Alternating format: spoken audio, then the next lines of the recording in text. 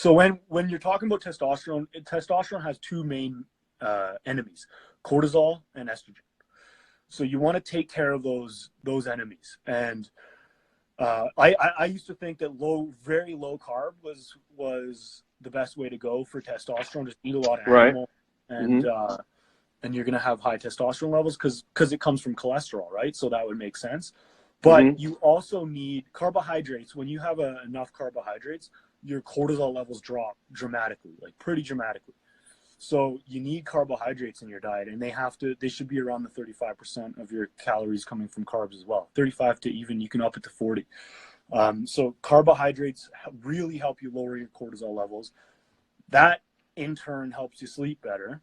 Having a diet that has the carbs in there is going to take care of the cortisol, or help take care of the cortisol. And that's insanely important because a lot of guys suffer from like high stress and so forth, you know, and that is another roadblock to having optimal testosterone levels.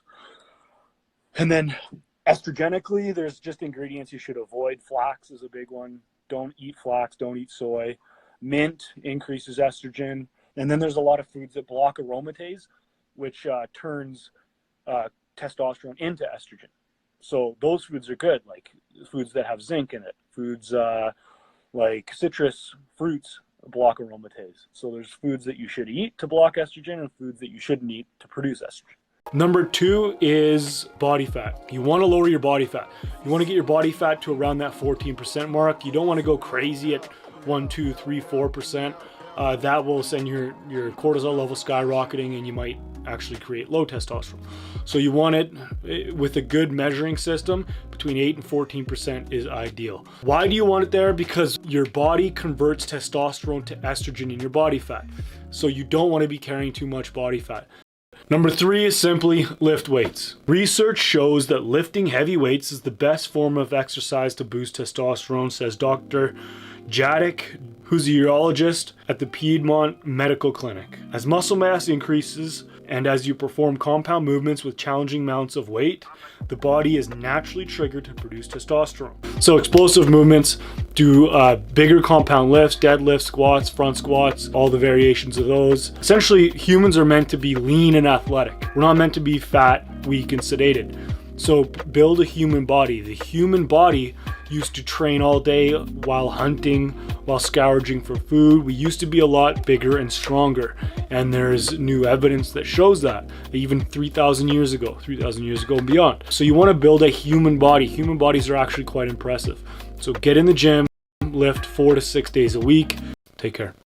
With chemicals, there's a lot of different chemicals in our environment, and everything from clothing to self-care products, deodorants, shampoos, soaps, packaging. Like with our supplement company, we use glass bottles and BPA-free bags because BPA is one of those chemicals that reduces testosterone. What we're essentially going to do is get organic fruit, organic produce, vegetables, everything. Grass-fed beef ideally. I know these things are more expensive, but it's just a way to remove those chemicals, especially in produce, in grains, in fruits and vegetables. And then get natural deodorant, shampoo, soap. Now, those things you can find even on Amazon. You can find it at your local grocery store. There's tons of natural options out there that don't have these chemicals that increase estrogen and block male hormones. They're androgen disruptors. So the first thing you want to remove is chemicals. Sadly, put down the beer. I will have a beer every now and then. Whiskey is a better alternative, scotch, so forth. But put down the beer. It's the most estrogenic drink you could possibly have. Number 8 is eat more fat. So there's a number of studies that show that fat intake can increase testosterone, which makes sense because saturated monounsaturated fats are the building, or cholesterol that we get from these fats are the building blocks of testosterone. That's what we turn into testosterone. We need cholesterol. Don't go on a low-fat diet. So, but also don't have polyunsaturated and trans fats. Monounsaturated and saturated fats are best for testosterone.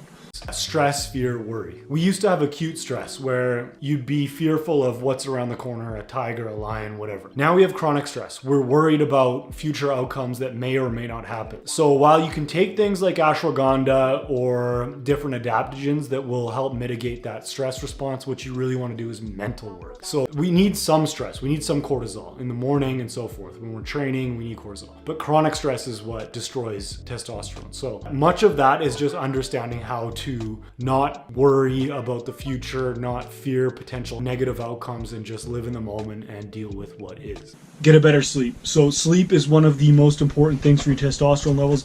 What they've shown is that every extra hour of sleep, up to 8 hours, gets you 15% more or higher testosterone levels. The reason for that is because we produce the majority of our testosterone at night when we're sleeping, so you really want to focus on getting a better sleep. One thing that I've found that helps is taking ashwagandha before bed, and a sleep schedule is probably the most important thing that I've found, and as a former insomniac as well. Competing and winning also increases testosterone levels. So in one study, it's a famous study they did on day traders or stock traders, whatever, over a 6-day win streak, the guys who had the 6-day win streak saw an increase in testosterone of 78%. That's insane. So compete, but also win.